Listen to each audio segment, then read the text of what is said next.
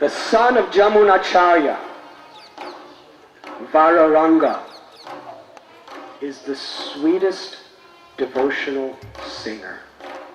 When he sings bhajans, hymns, and beautiful songs, everyone's hearts melt. Could everyone hear?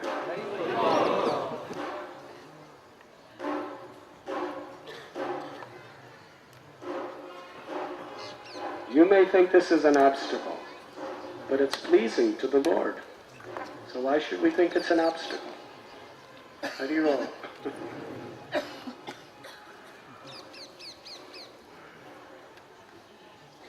See, as soon as we appreciated it, it went away.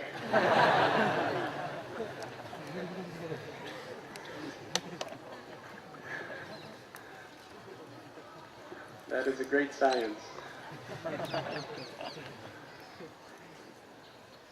Ranganath said, send Vararangana to Kanchipur to sing beautiful songs to Varadraj every day, and then Varadraj will give him a benediction. So Mahapurna approached Yamunacharya's son and asked him, please sing for Varadraj, and asked for the benediction of sending Ramanujacharya to Srirangam.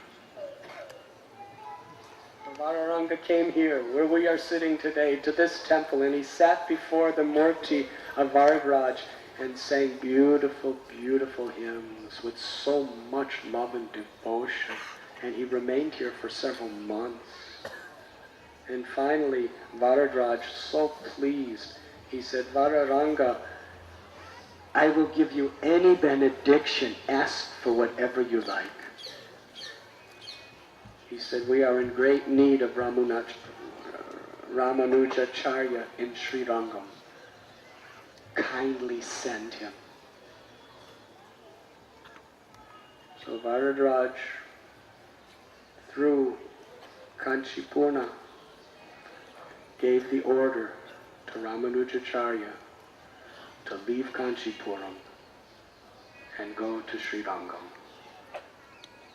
It was very difficult for Ramanujacharya to leave this place, to leave the daily association of Kanchipurna, his life and soul, and to leave the service of Varadraj. But at the same time, he felt the joy in his heart, because I can do a greater service for my Guru Maharaj there. It is the desire of my God brothers to be there.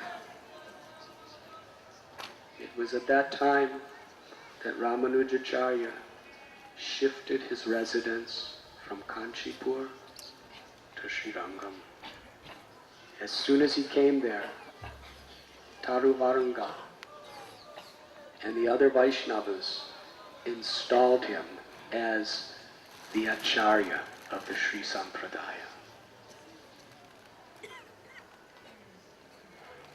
In Srirangam, Ramanujacharya was thinking about his cousin brother Govinda.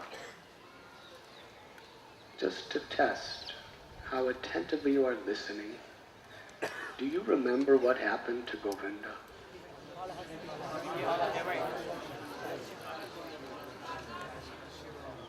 You remember better than me, thank you. He was worshipping Lord Shiva in Kalahasti, which is not far from Tirupati, Sri Shaila.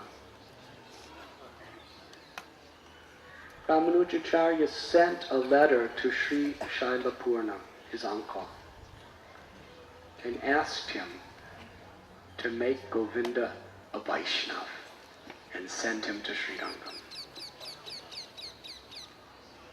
So Sri Shailapurna took this very seriously. And he went to the village where Govinda was living. Every day Govinda would go to a lake, and on the banks of that lake pick flowers for his worship of Lord Shiva. Shailapurna, near that lake, was giving katha to his disciples. And every day when Govinda would come, he would hear the katha. And the gentle, devotional qualities of Srila Purna very deeply affected his heart. So each day, just by listening, every day he stayed longer and longer and longer. One day Srila Purna asked, "What are you doing with those flowers?" He said, "I'm offering them to Lord Shiva." He said, "Lord Shiva? He covers his body with ashes." And what are those ashes? The ashes of, he burns the sins of people, and then the ashes of those sins he puts on his body. He doesn't want flowers. Flowers should be offered to Vishnu. He said, "But there's no difference between Shiva and Vishnu." Govinda had replied. So Sri Srila Purna just kept giving Hari Katha every day. And little by little Govinda was listening, and one day he fell at the lotus feet of Sri Srila Purna and said, "I surrender to Vishnu. I want to be your disciple. And I never want to leave you." Srila Purna initiated him. And Govinda lived in Tirupati, at the ashram of Srila Purna, for many years after that. Ramanujacharya was an extraordinary personality. Here he was, the acharya of the whole sampradaya, guru of most qualified, amazing disciples. But yet, he had several gurus himself. And his pride and joy was to study under them, to ask questions from them, and to render menial service to them. In other words, he had not a trace of false ego. In Sri Rangam, one of his greatest joys is he was reunited with Mahapurna. And he would learn the scriptures from Mahapurna, sit at Mahapurna's feet and ask questions. And Ramanujacharya's disciples were very happy to see him in that position. One day, after completing the study of a very holy scripture, Mahapurna gave an instruction to Ramanujacharya. He said, "There is a great Vaishnava, like no one else. He is a descendant of the Pandya countryside. If you receive the mantra from him, you will achieve great spiritual benefit. You should go to the village of Tirukotiur, and that is where you will find the great disciple of Yamunacharya, Gostipurna. And by all means, render humble services to him and beg him, pray to him to initiate you into the sacred mantra." Ramanujacharya took his two prominent disciples, Kuresh and Dasarathi. They walked all the way from Sri Rangam to Tirukotiur. He went to the ashram of Gostipurna and said, "Mahapurna has instructed me to come to you, to fall at your feet and beg you to initiate me into holy mantra." Gostipurna thought.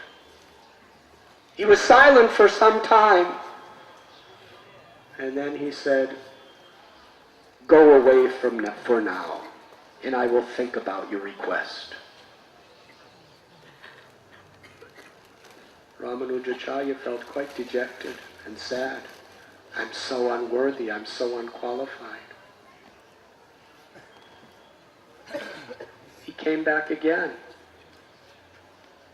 And Gopinath again told him, "You let me think about it. This mantra is very holy, it is very sacred, it cannot be given to just anyone." One day there was a big festival in Sri Rangam, and the Utsav, Vijay Murti, was on a palanquin going through the streets. And Gopinath came from Tirukotiyar to Sri Rangam for this festival. And at that time, the deity on the palanquin spoke to the pujari and told him to repeat the message. And the message was, "Gopinath, do not be afraid to give this mantra to Ramanujacharya. You should initiate him." And Gopinath had a little debate with the deity. He said, "But this mantra is very sacred.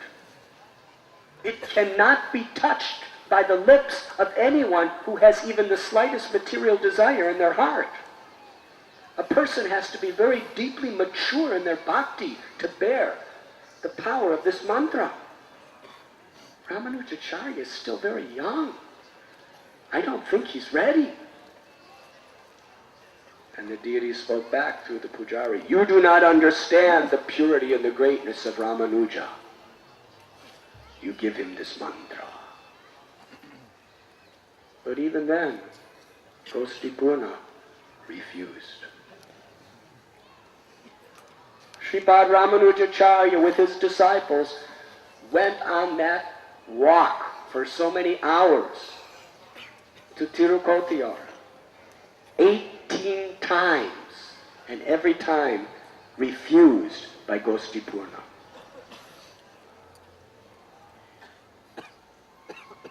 He didn't exactly say no, he just wouldn't give it.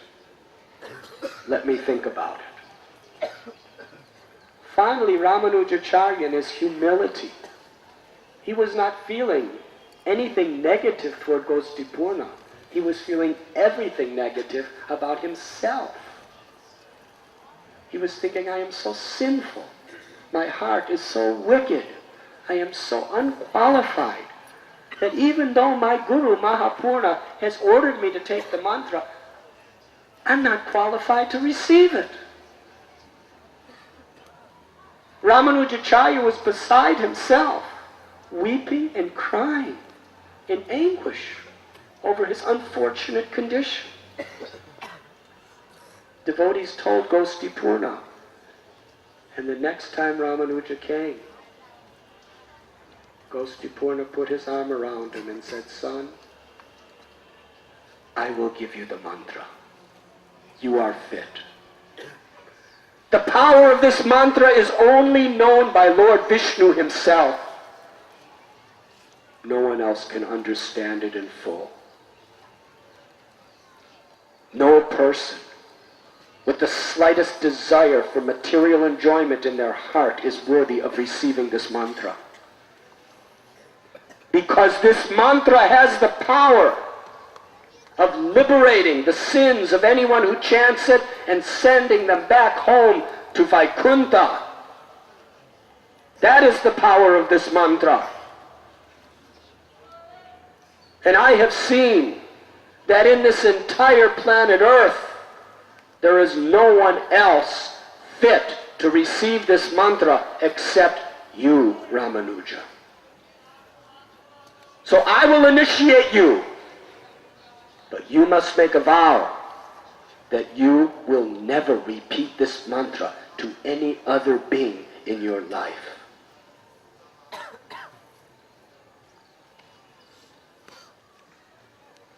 Gopinath then initiated Ramanujacharya in the 8-syllable mantra.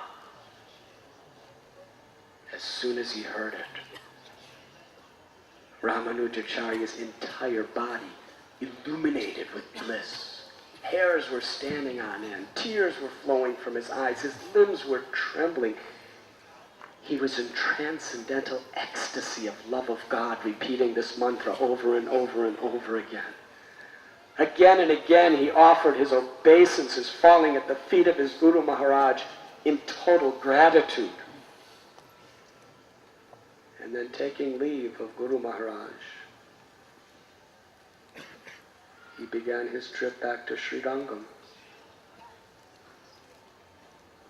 As he was walking through the town of Tirukotior, he saw so many ordinary materialistic people walking around. And Ramanujacharya's heart began to melt with compassion for them. See how they are toiling for materialistic enjoyment. See how they are bereft of the supreme treasure of pure love of God. See how they are condemned to birth after birth after birth in this material world. It is unbearable to my heart. But I have a mantra that will send them back to Vaikuntha. He became very much inspired, and he called out very loudly, everyone, please come to the temple of Lord Vishnu, and I will give you the treasure of the most precious jewels on earth. All kinds of people were very attracted. He's going to give us jewels. Soon there were hundreds of people. And then thousands of people gathered. Yamunacharya embraced his two loving disciples, Dasarati and Kuresh. Then he climbed to the top of the temple. And all the people were crying out, please give us the jewels, give us the jewels. And he called with a very loud, tumultuous voice, I have the greatest of all jewels. I will give you the treasure by which you will never take birth in this material world again, but you will achieve the eternal service at the lotus feet of Lord Vishnu. Everybody, listen very carefully and very loudly. Repeat after me. Everyone was transfixed in total anticipation, in absolute silence, with eager hearts. They heard Ramanujacharya, and with a voice thundering like lightning, he said, repeat this 8-syllable mantra. Om Namo Narayanaya. Om Namo Narayanaya. But they chanted very loud. Om Namo Narayanaya.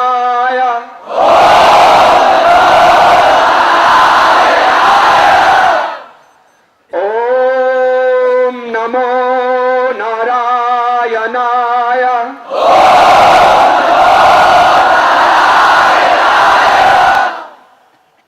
Everyone was crying. Everyone was looking around, and they saw that they were not in the material world, they were in the spiritual world. Envy was erased from their heart, lust was erased from their heart, greed was gone. They were in joy. They were embracing each other with great love. Everyone was in the perfect spirit of servant of the servant of the servant, the Vaikuntha mentality. And they were praising Ramanujacharya and weeping and crying in gratitude, offering obeisances after obeisances at his lotus feet for giving them the most precious jewel. Before returning to Srirangam, Ramanujacharya with his two disciples decided to once again offer their obeisances to his Guru Maharaj, Gopinath. All the details of what happened had already reached the ears of Gopinath. He was as angry as a flaming fire. Ramanujacharya came in with his with Dasarati and Kuresh. Sripad Ramanujacharya fell at the feet of his Gurudev, right in the front of his prime disciples. And Gopinath just looked at him and screamed with harsh words, "Get out of my sight! I never, ever, ever want to see your wicked, dishonest face again.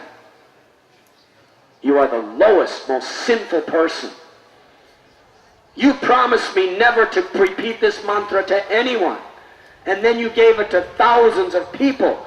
You are dishonest. You are a liar. You have broken our relationship. Get out from here. I cannot tolerate your face. For the offense you have committed, you will have to spend birth after birth after birth in hell. Get out from here." How would you like your Guru to say that to you in front of your disciples?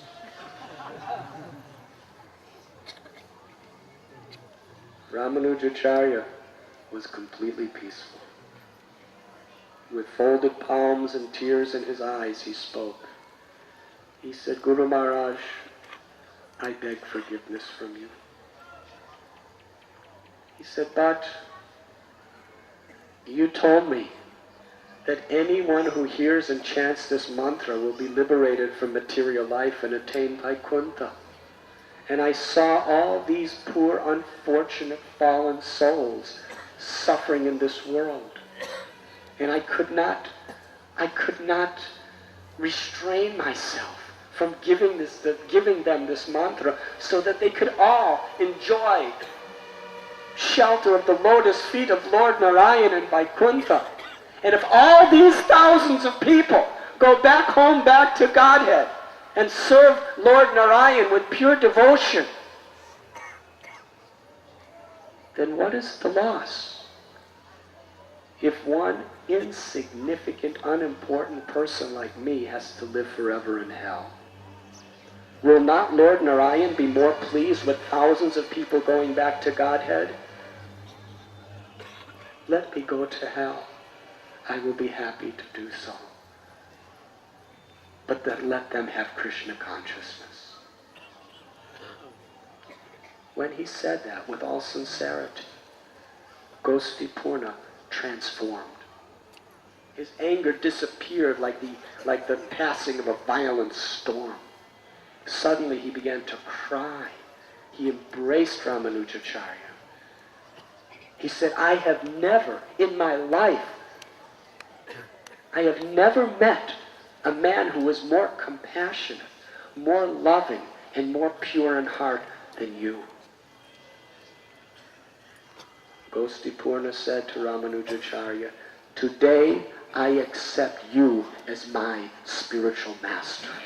You are my Guru and I am your disciple because you are teaching me what it really means to please the Lord. Such selfless service, willing to go to hell forever for the upliftment of others with a sincere and honest heart. I beg forgiveness that I spoke harshly to you." Ramanujacharya fell at the feet of his Guru Maharaj. He said, "No, Gurudev, no." He said, "Whatever power is coming from that mantra to deliver all those people is only because I have received it from your lotus lips. I am your servant, birth after birth after birth. Allow me to always be your eternal menial servant." This was the loving relationship between Gopinath and Sripad Ramanujacharya. Should I continue?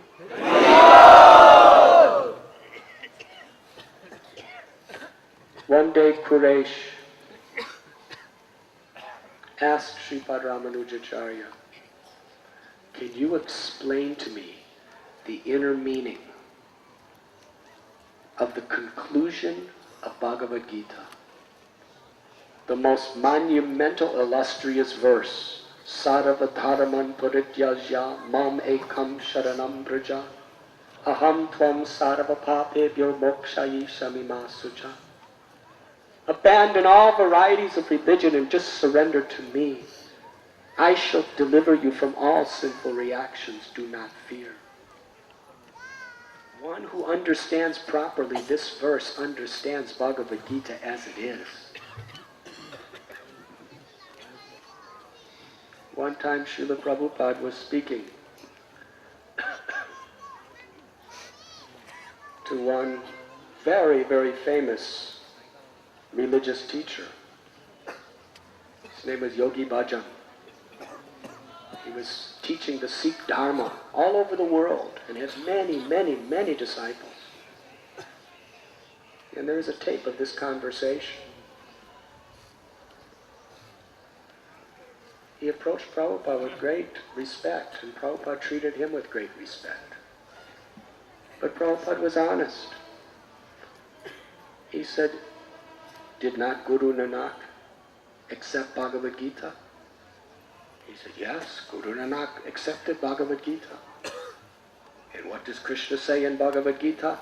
Sarvadharaman parityajya mam ekam sharanam braja aham tvam sarva papebhyo mokshayishami masuja.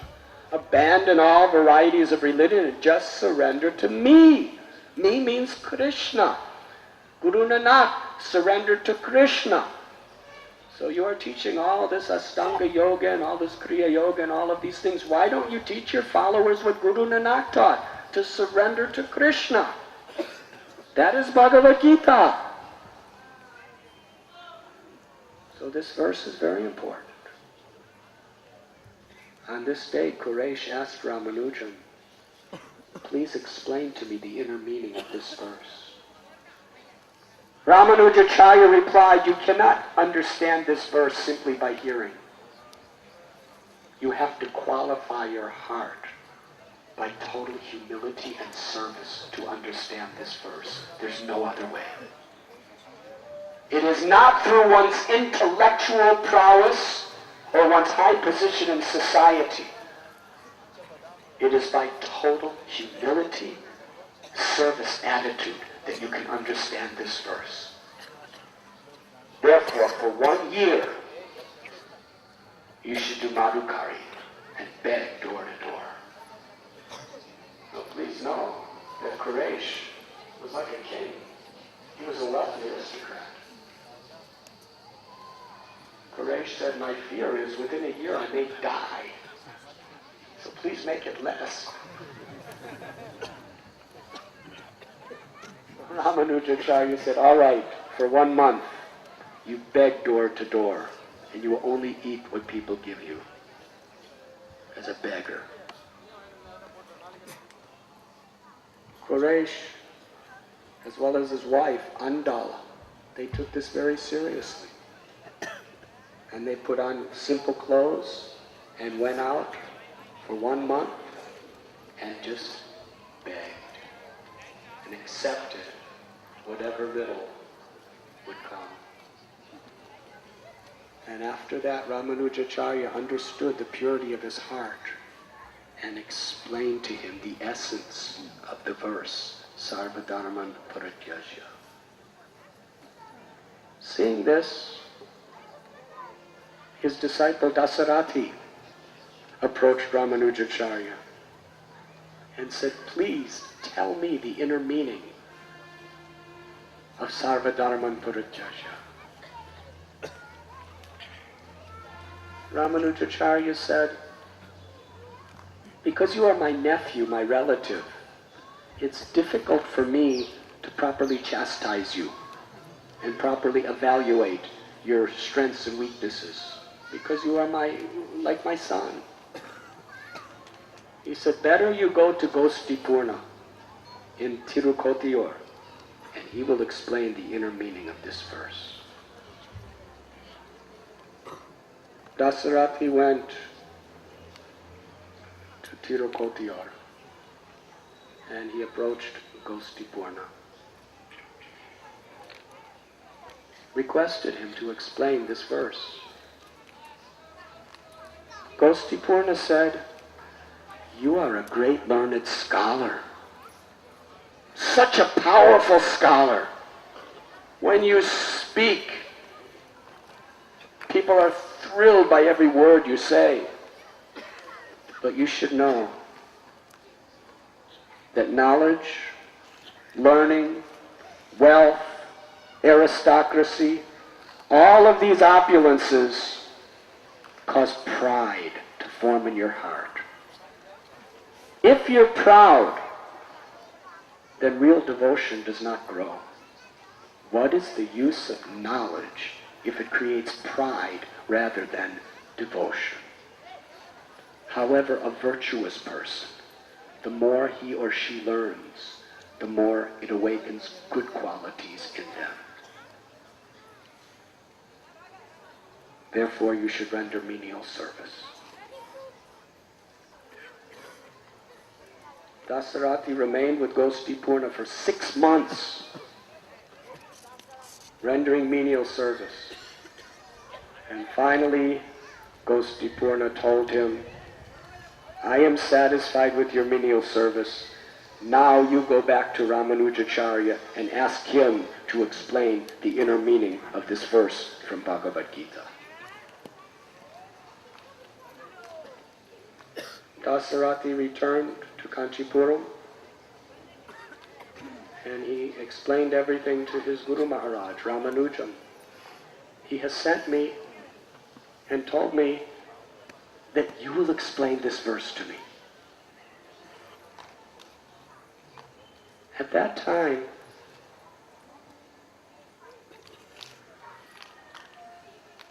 the daughter of Mahapurna, whose name was Atulai, she came in Ramanuja's presence in a very distressed condition. She poured out her heart before Ramanuja. She said, my father, Mahapurna, he doesn't know how to deal with this crisis situation in life. He has told me to approach you. Maybe you can help me. She said, I am married, and my in-laws are mistreating me and harassing me, and it's become unbearable. She said, they make me go over a mile away to collect water in buckets, back and forth. And because of my weak and frail body, it's so painful. By the time I come back with that water, I'm totally exhausted. And then they expect me to do all the cooking and all the cleaning and all the housework. And because I cannot do it according to their expectations, they chastise me. They say, why have your father not sent a cook? Why had he sent such a useless soul as you? You cannot even do the basic duties of your work? She said, this is what I have to undergo every day. Ramanujacharya looked at Dasarati, who was there to find out about Sarvadharman Parityajya. And he said to Atulai, you see this Brahmin here? Take him with you. He will carry the water all the day, he will do the cleaning, and he will do all the cooking in the house. The greatest scholar, Dasarati, accepted his Guru's words as his life and soul. He went to the village and became the cook for this family. And he would go every day back and forth with buckets of water to carry it for the cooking and the washing. And he would clean up. Menial services. And whenever the family was dissatisfied with him, they would chastise him. And he would just very humbly accept the chastisement of these very, very ordinary materialistic people and just tolerate it and try to correct himself according to their expectations and serve. Why? Because that was the order of his Guru Maharaj.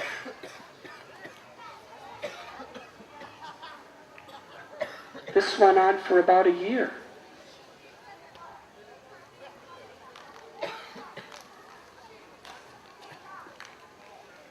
He was cooking, he was carrying water,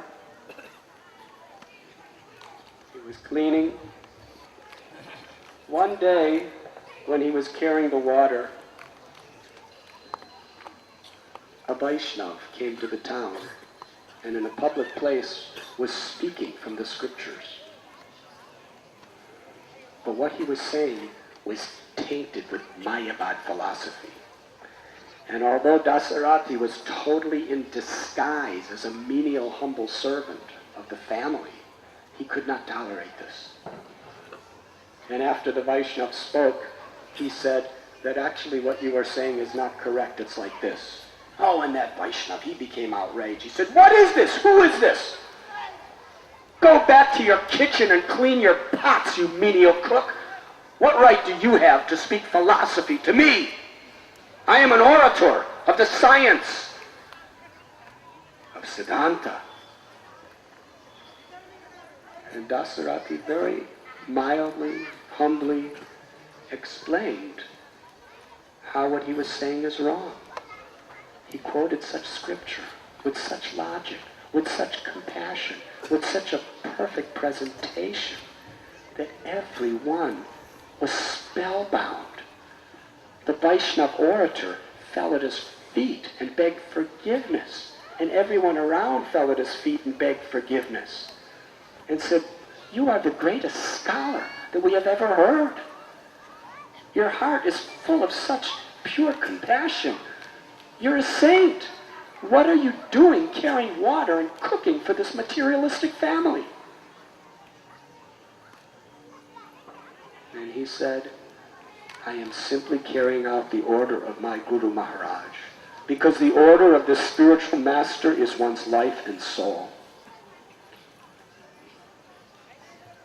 And then they all figured out, this is the famous scholar, Dasarati, who everyone knows, who everyone respects, but he was hiding himself. When that was revealed, they asked him, what are you doing here? You are the great Dasarati. What are you doing? He said, it is the order of Gurudev. So the mother and father of Atulai, as well as all the leaders of the town, they all went to Srirangam and fell at the feet of Ramanujacharya and begged him, please, this Dasarati, he shouldn't be doing this kind of work, just cleaning pots and cooking for mundane people. Please bring him back to Srirangam. He's such a great person. Ramanujacharya was so pleased with Dasarati's humble service that along with the people, Ramanujacharya went to that village. Dasarati fell at his feet. Ramanujacharya picked him up and embraced him and said, I am most pleased by your devotional service. Now I will reveal to you the innermost secret of Sarva Dharman Parityajya Mam Ekam Sharanam Praja Aham Tvam Sarva Papebhyo Mokshayi. And Dasarati was very happy. One great disciple of Yamunacharya named Maladhara,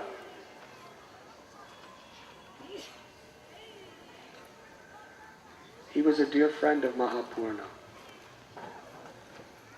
Mahapurna told Ramanujacharya that he has mastered particular scriptures. You should learn from him.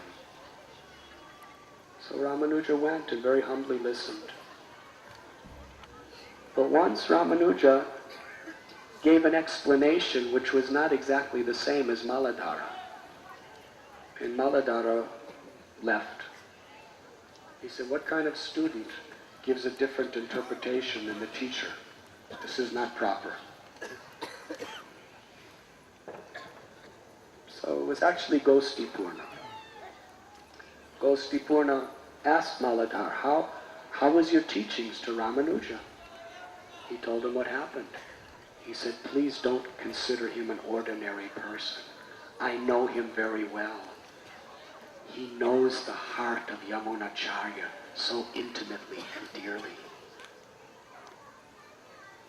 Whatever, even though I am Yamunacharya's disciple, and even though I have given the mantra to Ramanujacharya, when he speaks, I always hear the essence of the voice of Yamunacharya speaking through him. So Maladhara returned to give lessons to Ramanujacharya. And another time, Ramanujacharya gave an explanation which was slightly different. But this time Maladhara listened very carefully, and with tears of love in his eyes, directly heard Yamunacharya speaking through him. Ramanujacharya was becoming very famous. His fame was spreading throughout the entire land.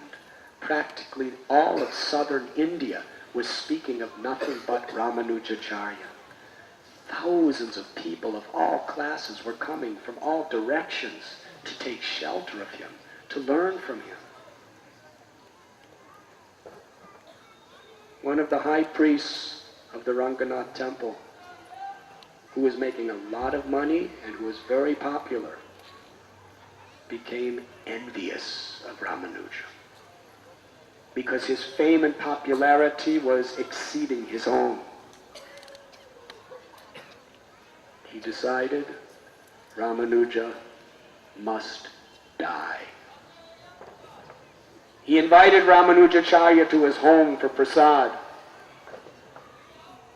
and he told his wife that there is a deadly poison, enough to kill 10 men. I don't have to tell you what to do. You know what to do. So it is an obedient wife who had the same mentality as her husband, very envious. She put poison in the food. And according to the invitation, Ramanujacharya arrived at the house. But when he arrived, the wife saw him. He was so gentle, so humble, so respectful, so full of love and compassion, that just by seeing him, her heart melted. She served the food to Ramanujacharya, and she said, "Please, do not eat this." She put it down and said, "It is my husband's order to serve you this food. I cannot disobey his order, but please, I beg you, do not eat this. Because if you do, you will die." Ramanujacharya was stunned. He left the place. And on the banks of the Kaveri, he met with Gopinath and told him what happened. And he said, "What is it about me?" This is Ramanujacharya's heart. What is it about me that is so bad that people are envious and want to kill me? What is this impurity? What is this bad quality in me that he wants to kill me?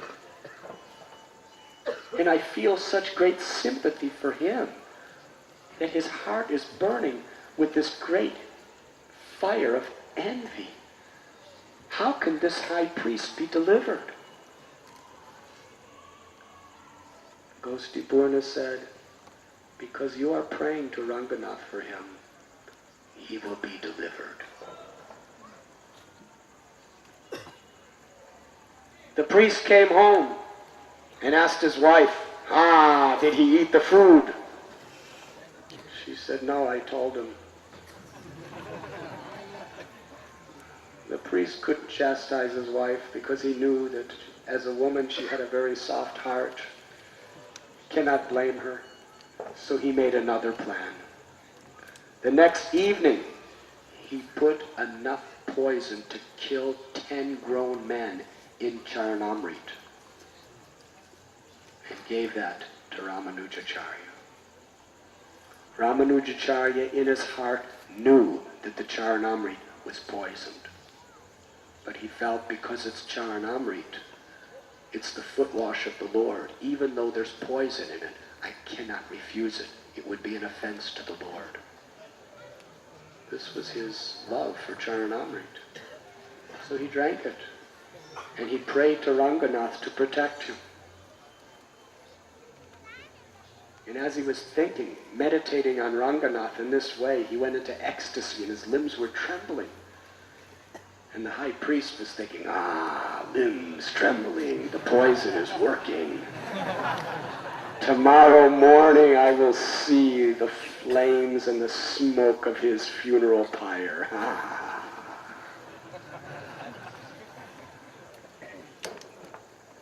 But the next day morning, the high priest was coming to the temple, and he heard hundreds and hundreds of people chanting Ramanujacharya's glories. And then he saw right in the middle, where everyone was in a circle around him, Ramanujacharya was sitting in meditation, effulgent with illustrious spiritual beauty. At that point, the high priest realized the greatness of Ramanujacharya and fell at Ramanujacharya's feet, begging forgiveness. He felt so guilty that he tried to kill such a great saint that he was beating his head against the rocks in the ground until his entire head was bleeding and blood was flowing all over on the ground. And then he started ripping his chest he was beating his chest so hard and ripping it with his nails that his whole body was covered with blood. I have tried to kill a saint. Please curse me, kill me, and let me go to hell for my sins.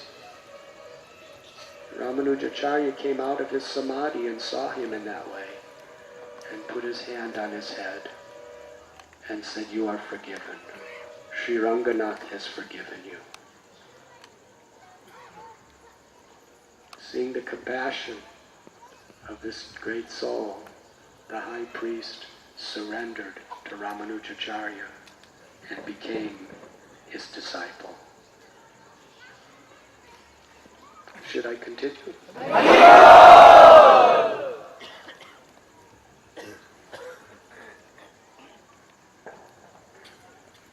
There was a great scholar named Yagyamurti. He was a Digvijay Pandit. The Mayavadi. He came to Sri Rangam especially to challenge Ramanujacharya. Ramanujacharya said, "I have no business in debates and arguments. Before we even begin, I declare that you are the winner, I am the loser. I will sign any documents you have. But why should we debate?" No? Then you accept that the form of God is an illusion, his pastimes are an illusion, his abode is an illusion, that bhakti is ultimately an illusion, that the only one supreme truth is the formless Brahman that has no qualities, and everything else is Maya. You accept that? Ramanujacharya had to enter into the debate. But this man was a great debater. They argued for 17 days, and neither one could defeat the other. At the end of 17 days, Ramanujacharya was feeling very despondent. And he went to Ranganath Mandir and stood before the deity. I'm sorry. He went to the deity of his own ashram. The name of that deity was Devaraj, just outside the Ranganath temple. And he prayed to Devaraj that this Mayavadi philosophy is like a dark cloud that's covering the real knowledge of the scriptures. so many people are being bewildered by this Mayavad philosophy and being cheated of your eternal loving service. But in this age of Kali, it is so powerful. It is so powerful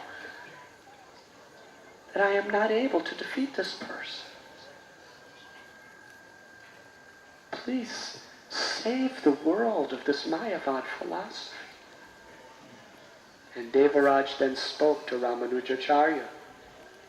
He said, Ramanuja, you will be victorious. You will dissipate the cloud of illusion of Mayavad and establish pure devotional service within this world. Then Ramanujacharya became ecstatic. The next day when they came for the debate, Ramanuja came to the ashram of Yagyamurti, and he was effulgent and blissful. And Yagyamurti was thinking, why are you so blissful? Last night we were despondent. What is this? You're so tolerant, you're so compassionate, you're so blissful. I surrender to you. And Yagyamurti said, no more argument, no more debate. I become a Vaishnava. I become your disciple. I surrender.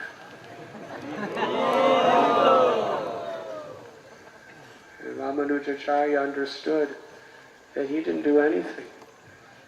It was the Lord within his heart that transformed him. And he initiated him and gave him the name Devaraj Muni, named after the Murti that delivered him. Sometime later, 4 young men who were very serious about spiritual life came to Ramanujacharya begging for initiation. Please listen carefully. Are you still awake? Because in the darkness, I cannot see your eyes. I don't know if you're sleeping or awake. I don't even know if you're there.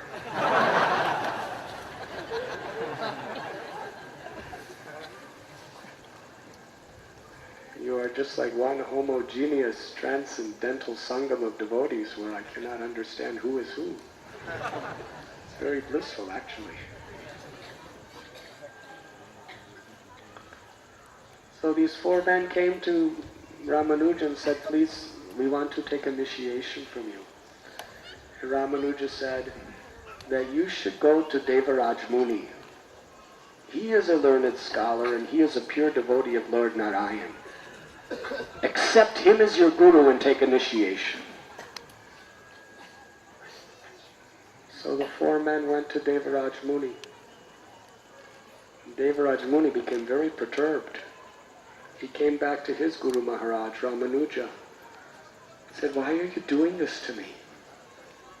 He said, my whole life I have been embroiled in the fire of false ego. Now that I've become a devotee, it is the battle of my life to somehow subdue my false pride. I'm fighting against vanity like anything. I know that I cannot attain love for Krishna as long as there's a trace of vanity or pride in my heart. But my whole life I have been cultivating it, developing it, and nourishing it, and now I'm trying to deal with it.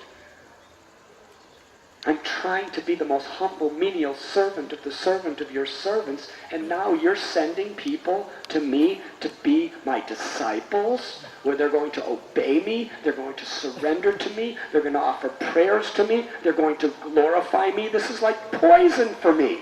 I'm not worthy. I'm still too much puffed up. Please save me. Are you trying to test me, or are you serious?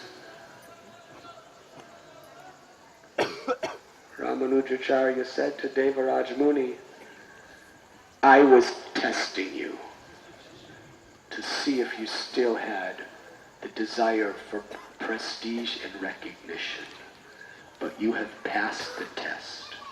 Now you remain living with me for the rest of your life as the servant of the servant of the servant. And Devaraj Muni was very grateful and happy. Sri Ramanujacharya ki jai.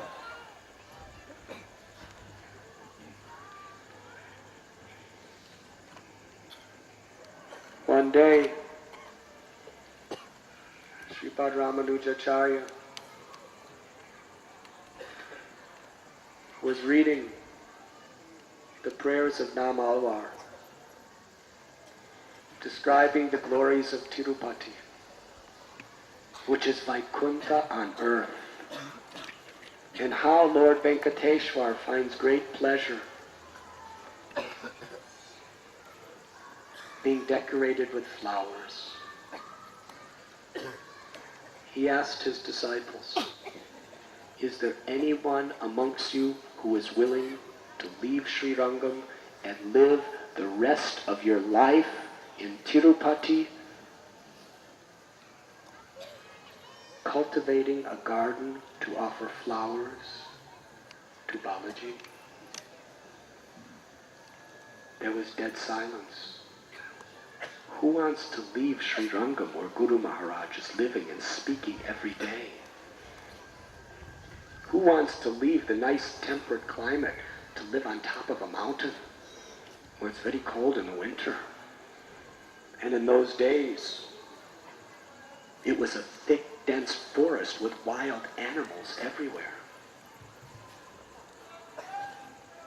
Dead silence.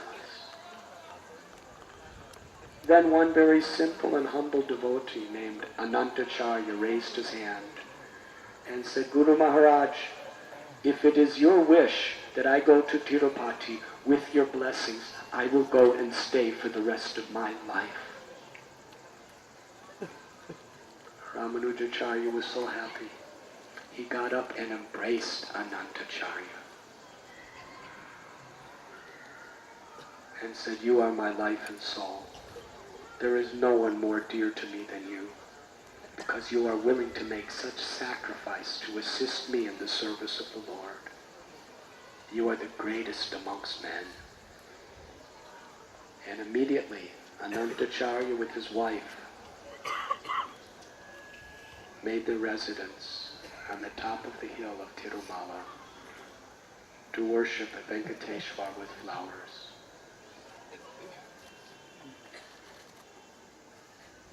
Last night we spoke that story. Or was it the night before?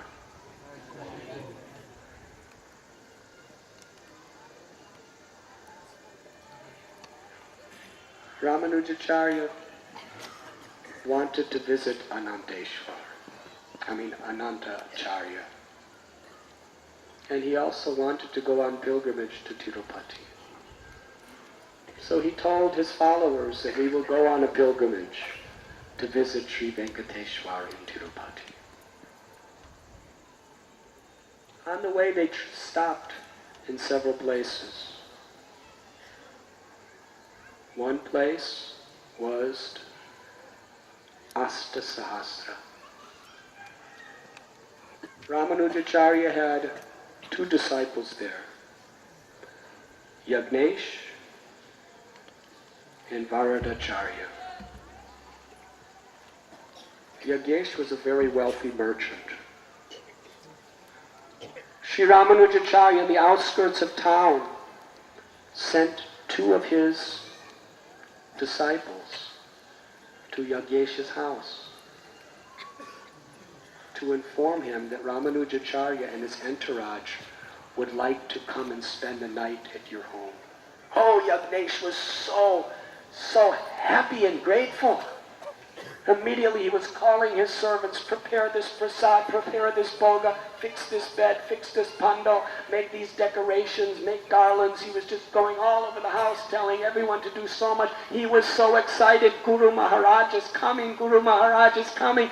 Sri Ramanujacharya is coming to stay at our house. Let us make it a glorious reception. He was running in all directions and getting every servant and every family member just busy to receive Ramanujacharya. But in the excitement, he did not even offer a sitting place or a glass of water to the two disciples who came with the news. So they returned to Ramanujacharya. They said that Yajnesh is making grand arrangements for your reception. Ramanuja was not concerned with that. He asked, how did he treat you? He said he was so busy making arrangements for you, he completely ignored us. He didn't even give us a place to sit. Didn't even give us water. Ramanujacharya was disgusted with Yajnesh. He said, we will not go to his house. If he is not properly serving my servants, there is no possibility of him pleasing me with any arrangements. Then they went to the house of Varadacharya. Now Varadacharya was a very poor man. He had nothing. In fact, he used to just go out to beg to get food for him and his wife. His wife's name was Lakshmi. So when Ramanujacharya came to the house, Varadacharya was out begging door to door. And only Lakshmi was home, and she was shocked. Here's our Guru Maharaj, Ramanujacharya, with all his topmost disciples had come to my house. And she sat them down. And she was, let me cook them a feast. But then she looked in the kitchen. There was not a single grain of rice. What to do?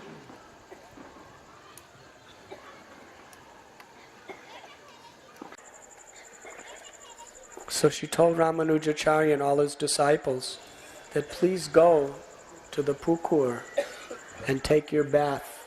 And while you're taking bath, I will prepare your prasad. While they were taking bath, she was wondering what to do. My guru and my husband's guru is at my home. I must serve him properly, but I have nothing to offer. But then she remembered. There was a very wealthy man who was young and handsome, who had terrible lust for Lakshmi. Again and again, he offered Lakshmi all sorts of wealth if she would be enjoyed by him. But being a chaste and faithful wife, even though her husband had nothing, she always totally rejected him and ignored him. Again and again and again, he tried to seduce her. But she never reciprocated. So he was beginning to give up hope. But Lakshmi Devi ran out the back door. And she went to that wealthy man's house and went right into his inner quarters. And she told him that tonight I will be enjoyed by you. But you just do this one thing for me. My Guru Maharaj has come to my house and I have nothing to offer him. Please send all the bhoga and facilities for me to cook a wonderful feast for him, and then I will do anything you want tonight. He was jubilant. It was the fulfillment of years of his longing to enjoy this beautiful woman. He sent most delectable grains and vegetables and fruits and spices. And she prepared an incredible feast and served it to Ramanuja and all of the disciples that came with him. And in the middle of it all, Varadraj comes home with a little bag of chipped rice that he went out begging to get. And he sees his Guru Maharaj in his house. Ramanujacharya, Gurudev, you were in my house. And he saw Quresh and Dasarati and all these disciples, and he saw they were all eating a succulent feast of so many opulent preparations, and his wife was serving it. He was bewildered. He said, how is this possible? He approached his wife and said, what's happening? How has he come? And where did you get this prasad? And Lakshmi put her head down in great shame. And she explained, you know that notorious low-class lusty man? I told him that I would spend the night with him because I was thinking that service to the Guru is above anything else.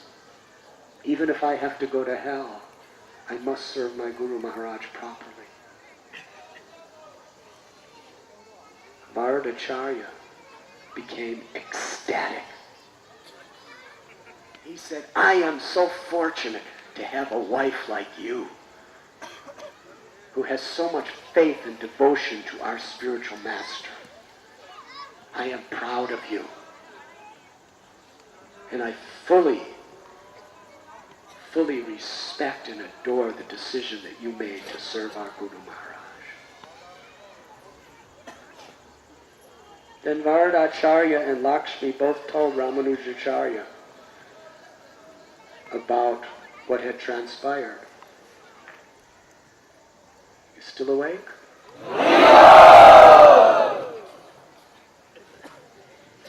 Ramanujacharya took the remnants of his Maha Prasad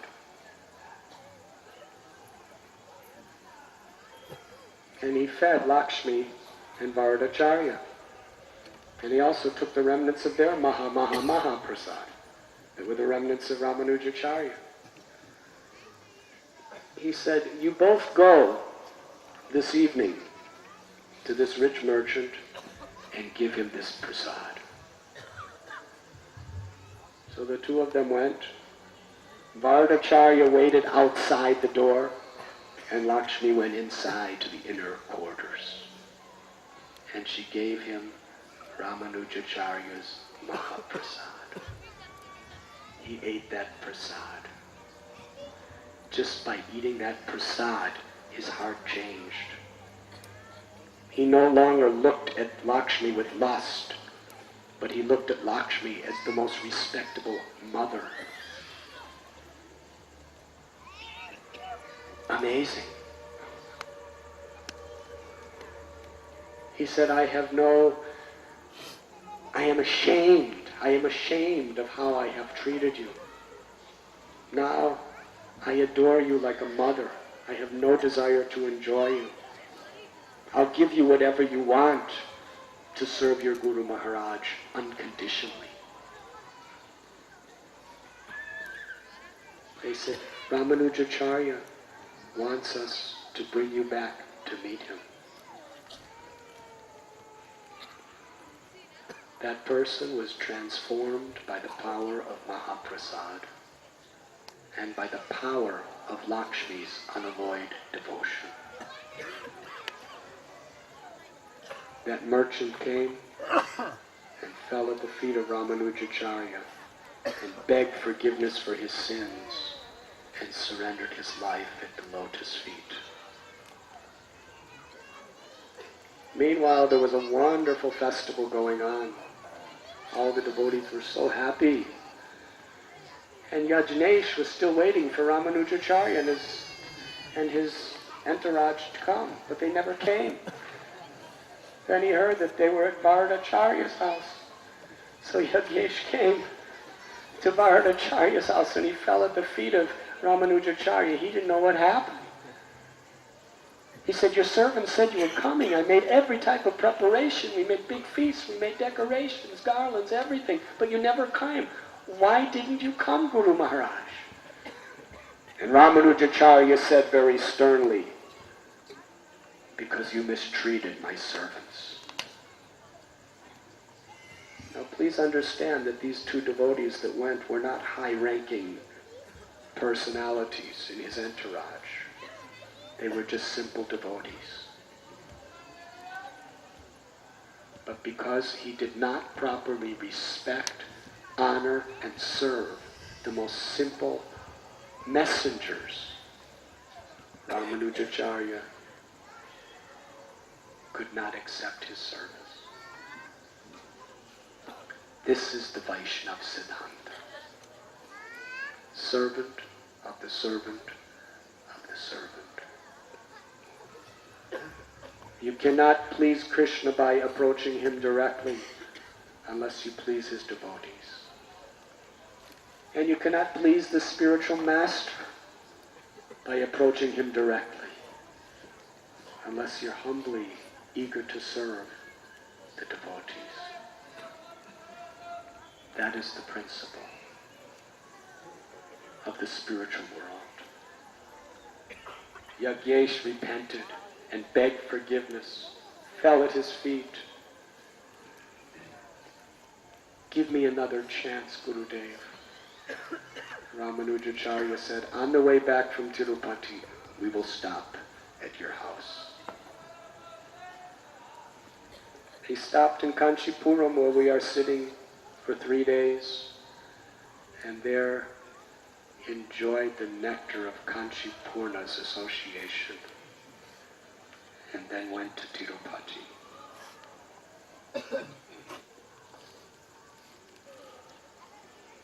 We told the story how Ramanujacharya remained at the bottom of the hill. And when Anantacharya came down and saw him lecturing there, he asked, why don't you come up to see Balaji? He said, Tirupati, this hill is the body of Anantashesha. It is Vaikuntha. How can I touch it with my feet? I will contaminate it. But Anantacharya and the priests who came down, they said, if you do not come up, then what is our qualification to be up there? Then no one will ever go up there to do seva for Balaji ever again. You must show the standard by coming up and performing the service. So although he was so humble, for the sake of encouraging the Vaishnavas, he went to the top of Tirupati. And when Ramanujacharya saw the beautiful form of Balaji, he fainted, unconscious, in transcendental ecstasy of love of God. And he remained for 1 year on the bottom of the hill, studying Sri Ramayana from Srila Purna. During that time at Srila Purna's ashram, Govinda, his cousin, brother, was still living with him. And he was seeing that Govinda was doing very mysterious things. Would you like to know some of those things? No! Govinda was the humble servant of Srila Purna. At night Ramanujacharya would see, he would make Srila Purna's bed, and then he would lay on the bed. And then he would get up and offer to his Gurudev. So Ramanujacharya told Srila Purna, this is not etiquette. So Srila Purna said to Govinda, this is not proper. Do you not know that to lay on your Guru's bed or to wear his shoes is a great offense? Why are you doing this? And Govinda explained, because I want to make sure your bed is perfectly comfortable. I want to make sure there is no prickers or anything that will harm your body. So first I test it, and when I see that it's a perfectly proper place to sleep, then only do I offer it to you. And if I have to go to hell for making this offense, I don't mind. I don't mind going to hell forever, as long as you're comfortable sleeping on your bed, Guru Maharaj.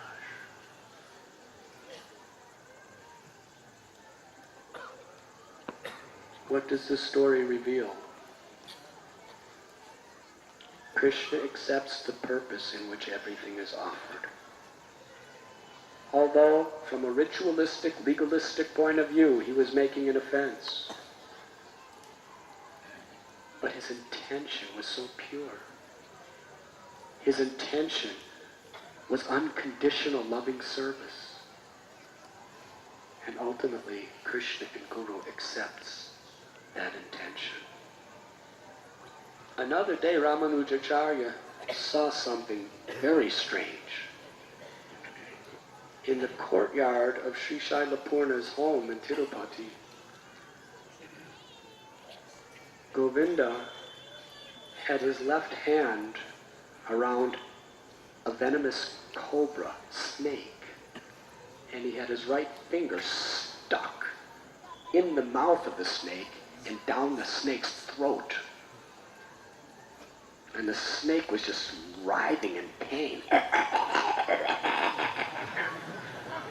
And Govinda just had his finger just stuck right in his throat, and the snake was just... Because I'm a snake, I know how to do like this.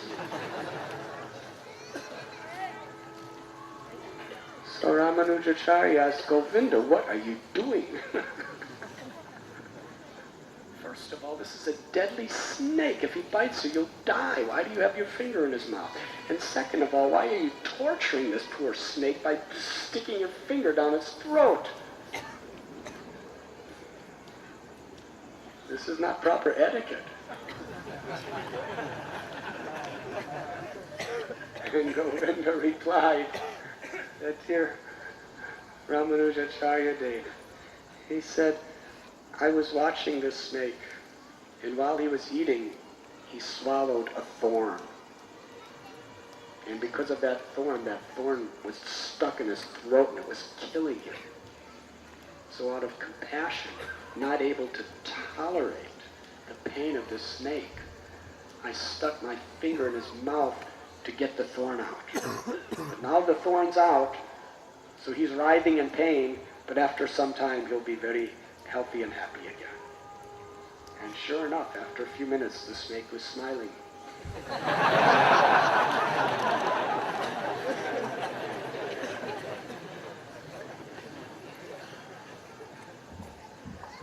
Another time, Govinda, he would go out to collect water to bring back to his guru.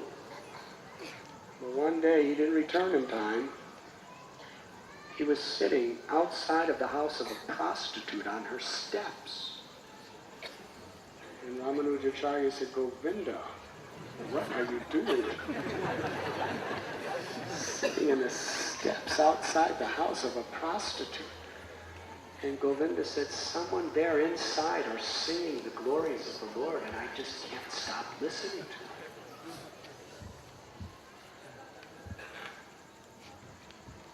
Ramanujacharya loved his cousin brother Govinda. And he prayed to Ranganath to send Govinda, he prayed to Balaji, Tirupati, to send Govinda back to Sri Rangam. And he begged Sri Shailapurna. Sri Shailapurna was so happy with Ramanujacharya, he said, I'll do anything for you. You have served so nicely, I will do anything you want. What would you like? And Ramanujacharya said, please let your disciple Govinda come back with me to Sri Rangam. He said, yes, let him go. So Govinda came, and they came down to Kanchipuram first. And Kanchipurna was asked by Ramanujacharya to pray to Varadraj to give Govinda pure unalloyed love for his spiritual master and Krishna. And Kanchipurna said, I will make this prayer. However, I see in Govinda's face that he's very unhappy. Although he's obedient to his guru's order and he loves you more than anything, he's given his life and soul to Sri Shailapurna. He saved his life. He's feeling very, very despondent to be in separation from him. Please send him back to his guru and make him happy.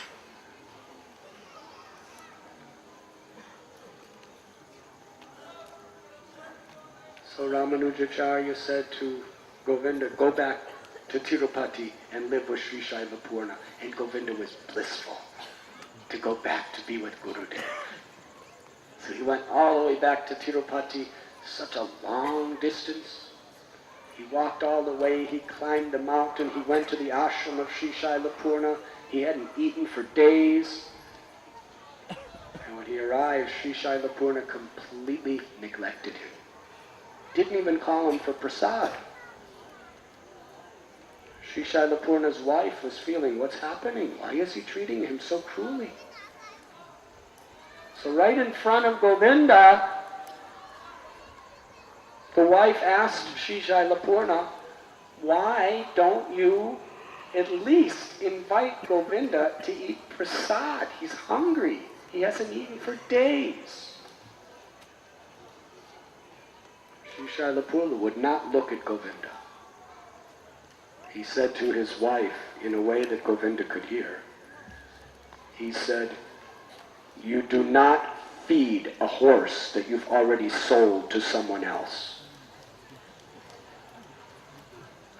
Hare Krishna. Govinda was in ecstasy. He understood that it was genuinely Sri Shailapurna's desire that he be the servant of Ramanujacharya in Srirangam. So at that time, he blissfully went back to Srirangam and spent the rest of his life in the service of Ramanujacharya. Meanwhile,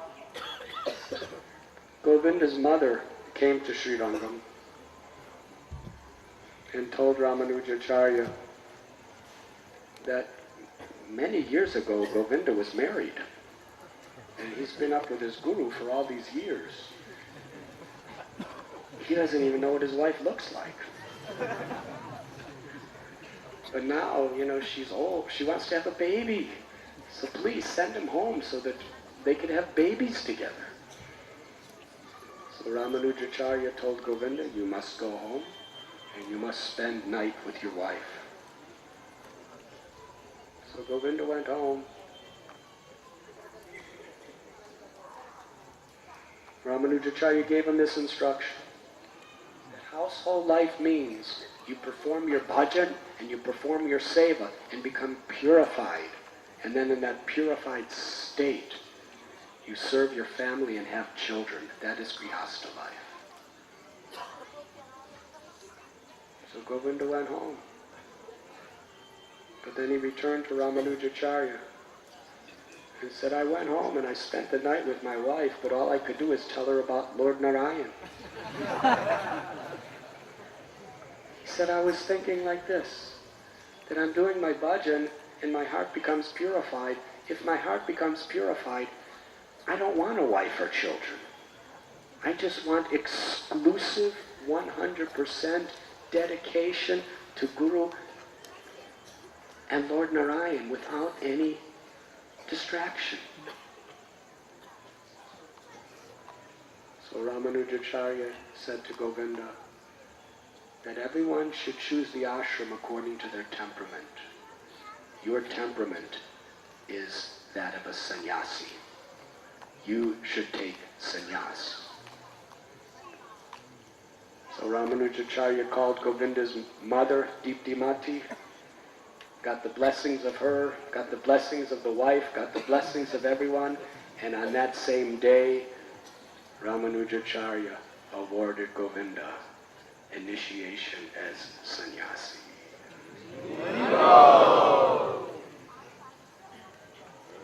Should I continue? Now we have two choices. We have to leave this place at 8 o'clock, which is less than 1 hour. We could have kirtan now, and devotees can also go for darshans. And then we could continue our narration tomorrow at the Shiva Kanchi temple, or we can just carry on now for the next hour. We will have vote. The first vote is Harinam Kirtan, and whoever wants to disappear and go for the darshans at Varadraj may go.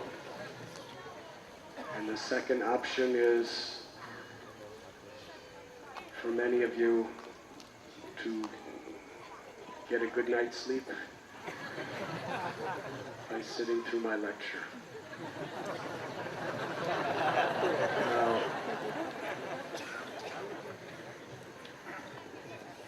But if we choose number one, we can speak tomorrow also.